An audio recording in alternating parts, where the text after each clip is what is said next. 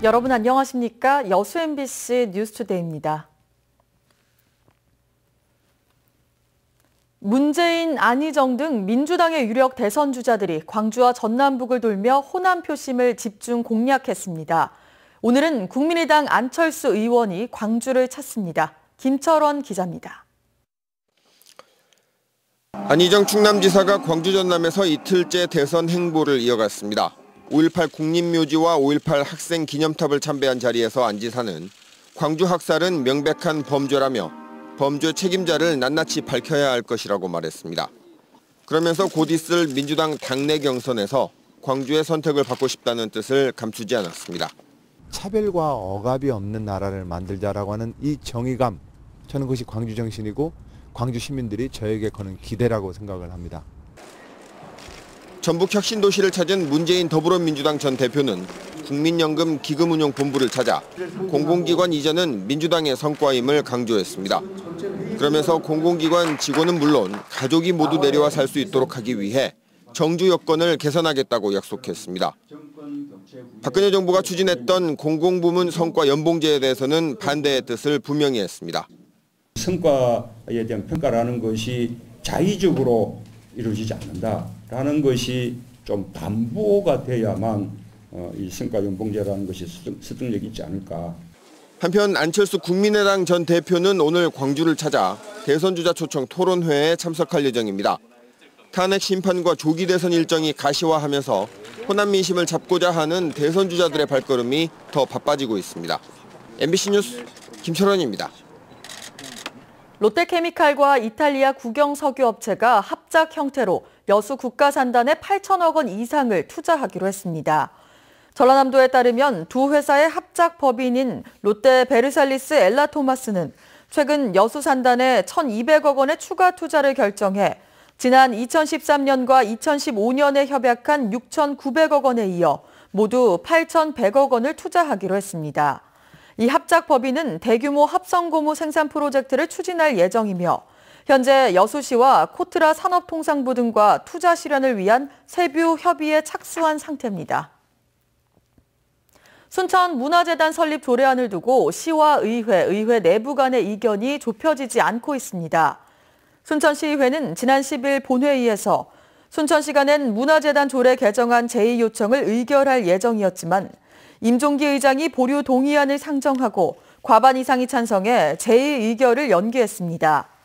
임 의장 측은 이에 대해 보다 신중한 논의가 필요하다는 판단에서 보류를 제한했다는 입장이지만 일부 의원들은 제의 요청이 관철될 것을 우려해 편법을 쓴 것이라며 반발하고 있습니다.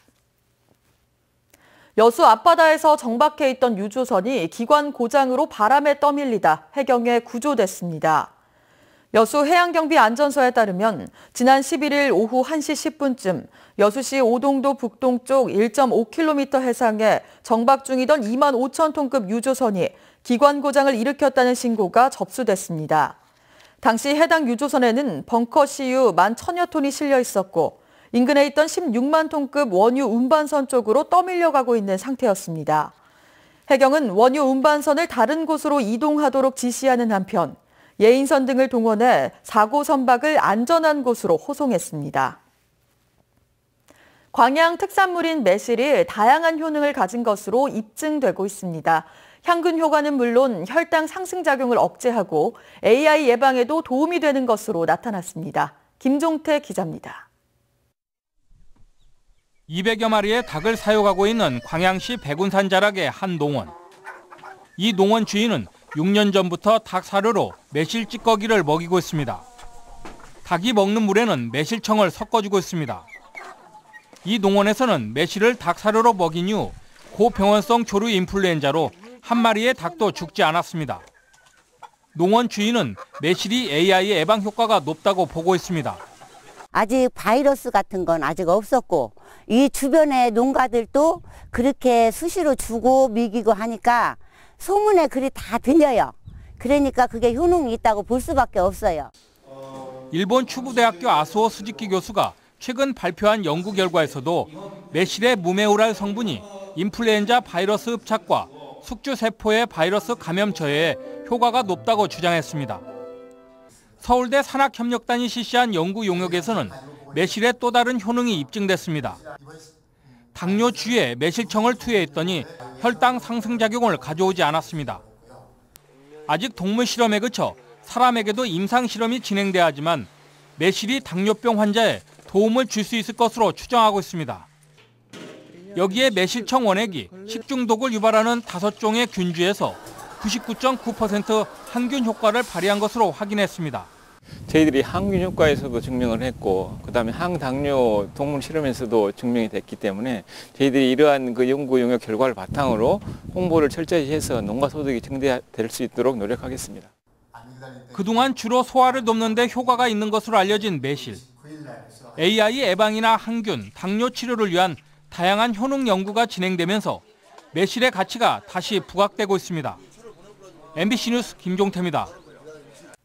조선시대 진도에는 전국 최대 규모의 말 목장이 있었다는 사실이 확인됐습니다. 조선시대 말 관련 장부인 목장색 등록이 번역돼 출판될 예정입니다. 신광하 기자가 보도합니다. 나지막한 야산들이 이어지며 분지가 펼쳐지는 진도군 지산면. 조선시대 이곳은 목장면으로 불렸습니다. 말을 관리한다는 뜻의 관마리는 목장을 감독하던 관청이 있었던 곳으로 추정됩니다. 목장을 운영하게 되면은 거기를 목장만의 운영이 아니고 또 병선을 배치하고 병사들을 배치해야 이걸 전체적인 또 외부적인 위해서를 막을 수가 있어요.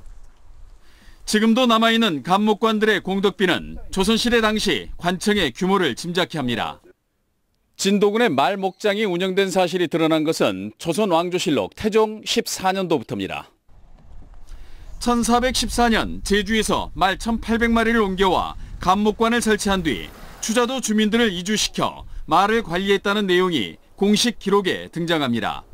성종 때 전라도 관찰사 이숙함은 장계를 통해 구름 같은 말대들이 비단을 펼친 듯 들을 덮고 라는 표현으로 진도의 말 목장 규모를 묘사하기도 했습니다. 서울대 규장각에 보관된 목장 색등록 진도편이 진도문화원에 의해 번역됐습니다. 말과 함께 살아온 진도군의 옛 역사를 알리고 보존하기 위해서입니다. 목장이로 그때 이제 지정됐을 때 그때 그 산들이 어떤 모양이었을까 하는 것을 이제 상상을 하지요. 조선시대 국영 목장이던 진도군의 역사와 문화의 변천사가 담긴 목장 색등록은 이달 말 출간됩니다. MBC 뉴스 신광하입니다.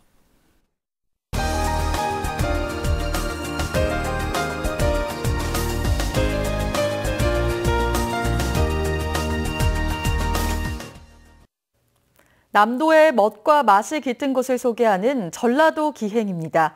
오늘은 추운 날씨에 나서기 망설여지는 분들을 위해 따뜻한 분위기에서 여유를 느낄 수 있는 광주 대촌동의 이색 공간들을 소개합니다. 이미지 리포터입니다.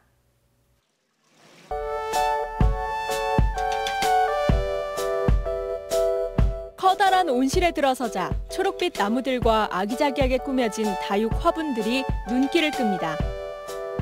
눈 내리는 겨울에도 영상 기온을 유지하는 덕분에 추위에 웅크렸던 몸이 조금씩 풀리면서 일상에서의 걱정도 잠시 있습니다.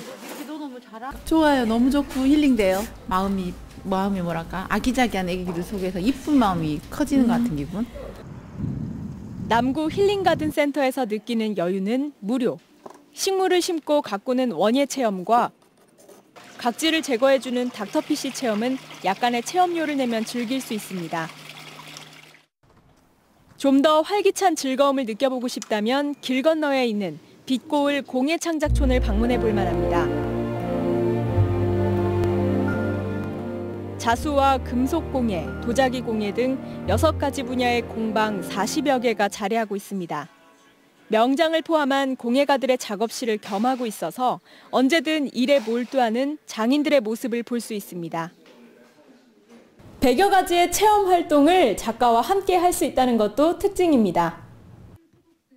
사전 예약 후 체험 활동에 참여하면 공예 전문가와 함께 작품을 만들어 가져갈 수 있습니다.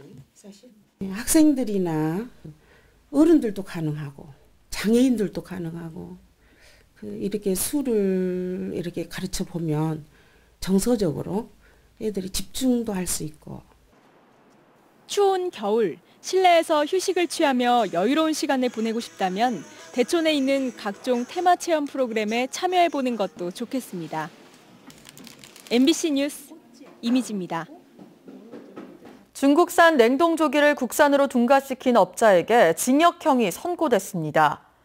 광주지법 형사 11단독 염호준 판사는 사기와 농수산물의 원산지 표시에 관한 법률 위반 혐의로 기소된 60살 오모 씨에 대해 징역 1년 6개월을 선고했습니다. 또 같은 혐의로 기소된 53살 강모 씨에 대해서는 징역 1년에 집행유예 2년을 선고했습니다. 수산물 가공 판매업자 등인 이들은 지난 2015년 중국산 냉동조기를 대량 구입한 뒤 국내산으로 표기해 유통업체 등에 납품한 혐의로 기소됐습니다. 여수산단 석유화학 기업들의 지난해 생산 수출 실적의 감소에도 수익성은 개선된 것으로 분석됐습니다. 한국산업단지공단 여수광양지사는 지난해 여수산단 내 120개 석유화학 기업들의 생산과 수출은 각각 60조 원과 69조 3천억 원으로 전년 대비 13%, 16%가 줄어들었다고 밝혔습니다. 지난해 여수산단 석유화학 기업들의 수익성은 LG화학의 영업이익이 1조 9,900억 원으로 전년 대비 9.2% 증가하는 등 대폭 개선됐습니다. 생산과 수출 저조에도 불구하고 수익성이 개선된 건 저유가에 따른 정제마진폭 확대 등입니다. 한파의 기세는 꺾였지만 여전히 아침 공기가 차갑습니다.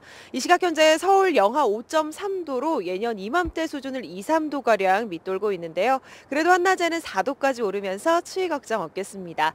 다만 이른 오후부터는 국외 미세먼지가 유입되면서 전국적으로 공기가 탁해질 수 있겠습니다. 오늘 나오실 땐 우산도 챙기셔야겠는데요. 전국에 비나 눈 소식이 있습니다. 오후에 서울 등 수도권부터 비나 눈이 내리기 시작해 퇴근길 무렵에는 그 밖에 전국으로 확대되겠는데요. 특히 경기 동부와 강원 중남부, 충청과 남부 내륙 지방에는 1에서 3cm가량의 눈으로 내려 쌓이겠고 그 밖의 지역은 5mm 안팎의 비로 내리겠습니다. 출근길 현재 기온 보시면 서울과 청주 영하 5.3도를 보이고 있는데요. 한낮에는 서울 4도, 광주와 창원 9도 안팎까지 오르겠습니다.